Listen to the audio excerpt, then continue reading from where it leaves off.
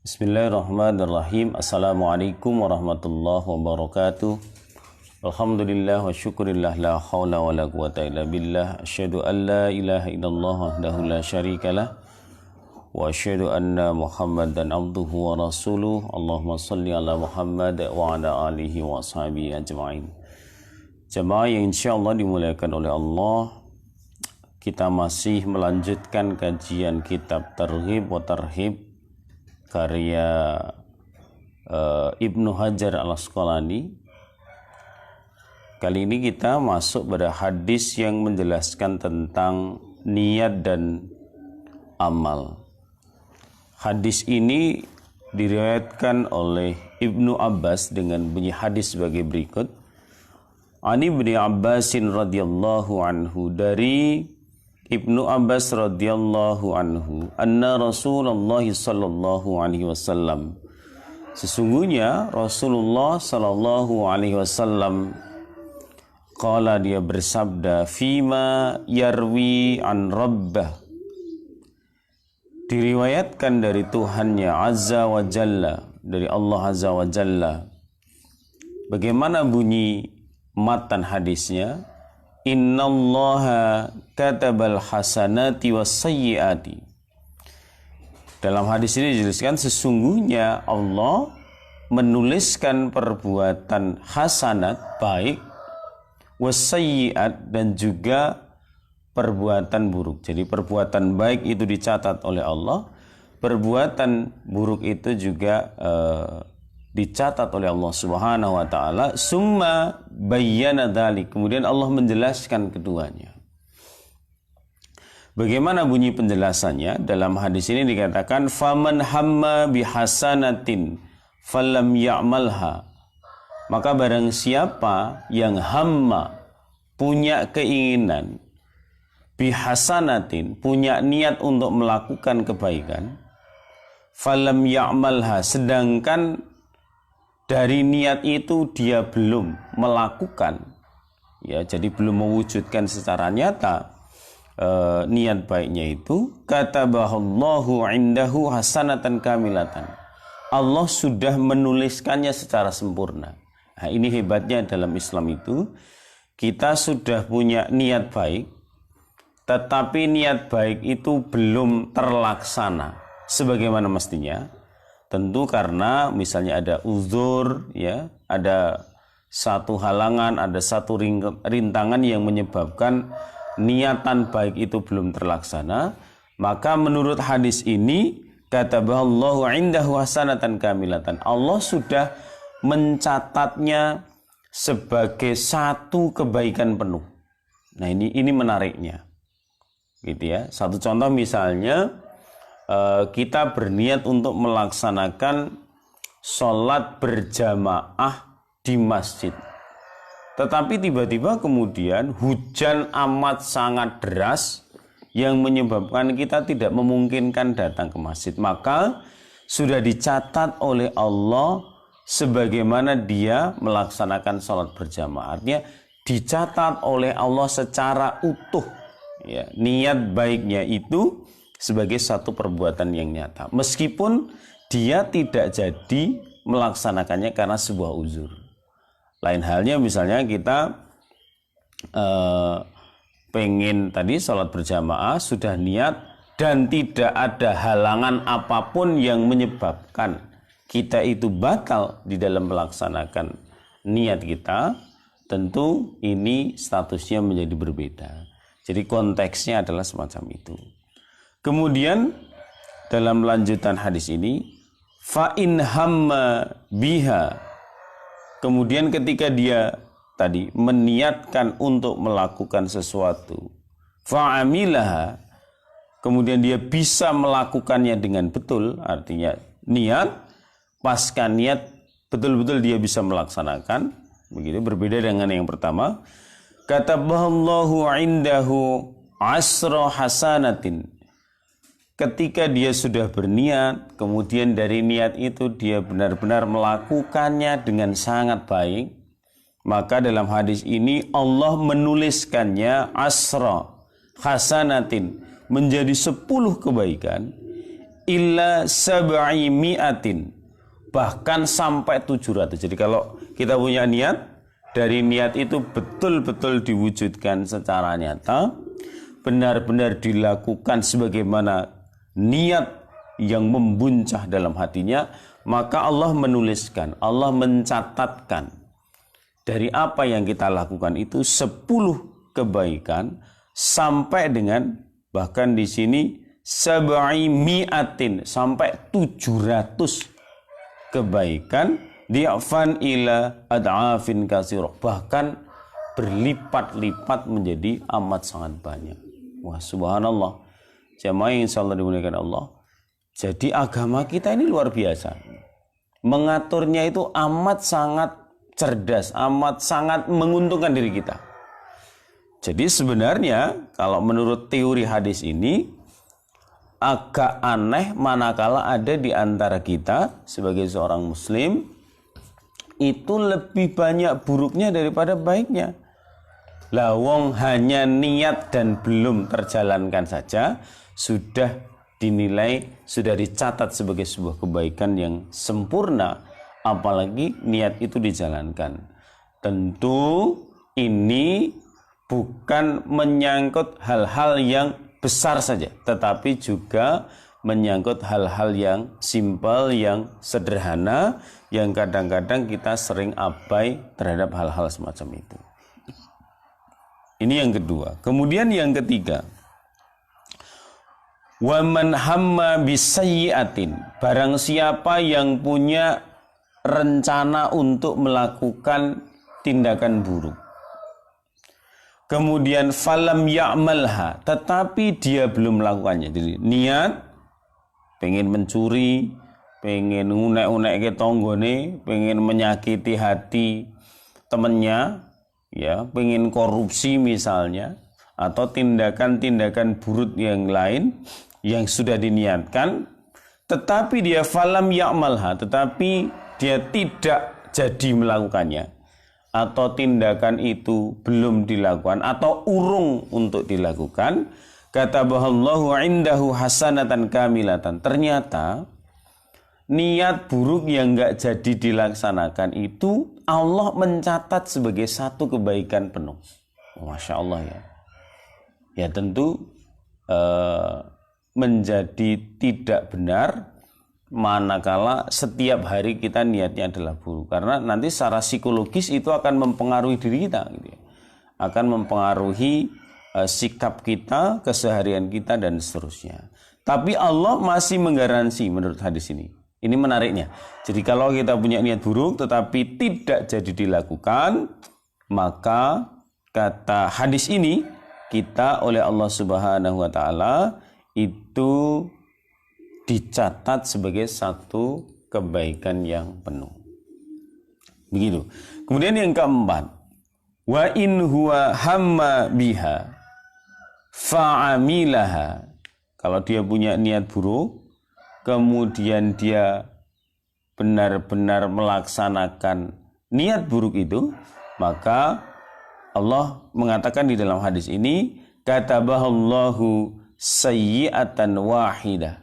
Jadi menurut hadis ini Allah akan tuliskan di sisinya, begitu ya, di sisinya itu satu keburukan saja. Jadi kalau niatnya itu jelek, lalu dia laksanakan betul dari niat itu satu kejelekan, maka Allah mencatatnya itu sebagai satu keburukan. Begitu.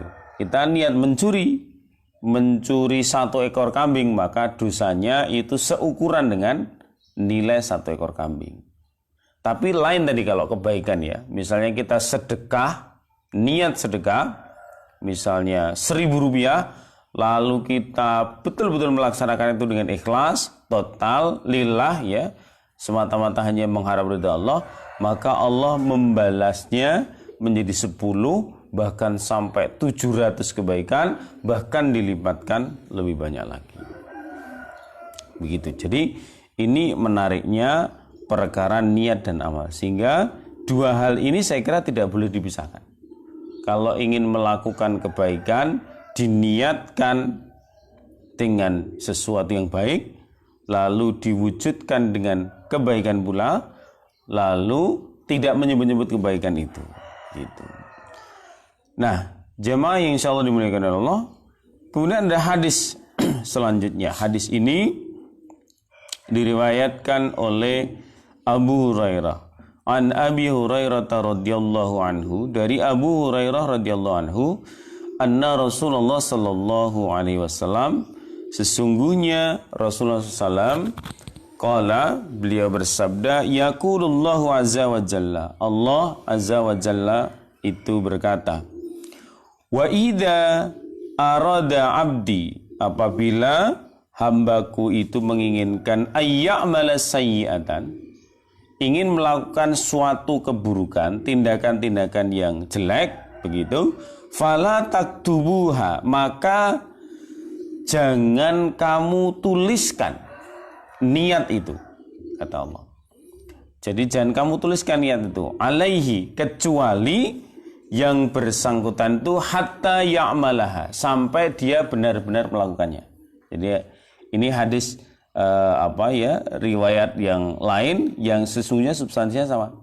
Jadi dalam hadis ini dikatakan, jika ada seorang hamba yang hendak melakukan suatu kejelekan, maka jangan ditulis kejelekan itu hingga si hamba itu betul-betul melakukan kejelekan. Ini kan apa istilahnya? Dimensi maha ghafurnya Allah, ya. Maha ampunnya Allah. Di sisi lain juga ini menunjukkan maha rahman dan rahimnya Allah. Betapa Allah ini maha adil, tidak perlu dipertanyakan lagi. Ya, dan kita sering diuntungkan dalam banyak hal. Sering diuntungkan dalam banyak hal. Dalam hadis ini salah satu contohnya adalah bahwa niat buruk saja selama masih sebatas niat oleh Allah Subhanahu wa taala, menurut hadis ini tidak akan dicatat, ya begitu. Kemudian fa'in amilaha faktubuha bimisliha, tapi jika dia itu melakukannya, maka tulis oleh Allah itu, Allah seolah-olah ingin memerintahkan kepada para pencatatnya, si malaikat itu, maka tulislah kejelekan itu bimisliha, seukuran sebagaimana apa yang sudah dia perbuat. Begitu. Ini menarik sekali saya kira. Kemudian wa in tarakaha min ajli faktubuha lahu hasanatan. Tetapi apabila orang yang berniat buruk itu ternyata wa in tarakaha, ya kan, dia meninggalkan niat buruknya itu, enggak jadi dilaksanakan min ajli, karenaku. Jadi dia wis niat elek, ya, wis niat ingin melakukan keburukan, pengen mencuri HP temannya, tapi kemudian dia teringat, ya Allah, saya kira kalau saya mencuri akan merugikan orang, dan Allah pasti tahu amal perbuatanku, semua perilaku dimanapun saya berada. Meskipun orang yang punya HP tadi tidak melihat, tapi Allah pasti melihat. Lalu karena dia teringat itu, kemudian dia bismillah, saya tidak jadi melakukan itu. Maka dalam hadis ini faktubuha lahu hasanatan, dicatat sebagai sebuah kebaikan. Jadi dia belum apa istilahnya, belum melakukan amal nyata kebaikan, hanya dia mengurungkan niatnya untuk tidak jadi melakukan tindakan buruk yang sudah diniatkan, tetapi itu diniatkan sebagai lillah, artinya karena Allah lah dia tidak jadi melakukan keburukan itu. Itu sudah dicatat oleh Allah Subhanahu wa taala sebagai satu amal kebajikan yang sempurna. Ini menarik gitu. Kemudian wa idza arada ayya'mal hasanatan, apabila orang itu, jadi hadis ini selaras dengan hadis yang pertama ya. Apabila orang itu hendak melakukan suatu kebaikan, falam ya'malha, kemudian dia tidak melakukannya, jadi ming niat tok ning ora sida le nglakoni, faktubuha lahu hasanatan. Allah mencatat itu sebagai satu kebaikan. Masya Allah gitu ya. Fa in amilaha faktubuha lahu bi asrin amsaliha ila sab'imi'ah. Tapi kalau jadi dilakukan seperti penjelasan hadis yang pertama, maka dicatat oleh Allah Subhanahu wa taala sebagai satu amal kebaikan yang utuh, bahkan menjadi 10 kebaikan, bahkan menjadi 700 kebaikan. Begitu. Maka jemaah yang insyaallah dimuliakan oleh Allah, apalagi ini kan sudah mendekati Ramadan. Maka tugas kita sekarang itu adalah bagaimana mengkonstruksi niat kita menuju Ramadan itu dengan niat yang betul-betul pure, murni, ikhlas, lillah, hanya betul-betul karena Allah. Kita ingin menyempurnakan, kita ingin memperbaiki. Siapa tahu puasa-puasa kita, ibadah-ibadah kita selama bulan Ramadan yang sudah terlampaui di masa lalu itu, ada hal-hal yang tidak sempurna, ada hal-hal yang membuat Allah tidak ridho, ada hal-hal yang menjadikan bolong-bolong dari amal kita. Maka di tahun ini kita niatkan itu sebagai sebuah niat yang utuh, total, agar kita bisa menjalankan ibadah puasa dengan baik. Seandainya Allah tidak memberikan kesempatan, misal kita kan tidak tahu ya, bisa jadi Ramadan yang tinggal Jumat besok ada di antara kita ini yang Allah tidak beri kesempatan. Entah mungkin dipanggil lebih dulu, entah kemudian tiba-tiba diberikan sakit yang menjadikan dia tidak memungkinkan untuk berpuasa, ataupun halangan-halangan lain misalnya.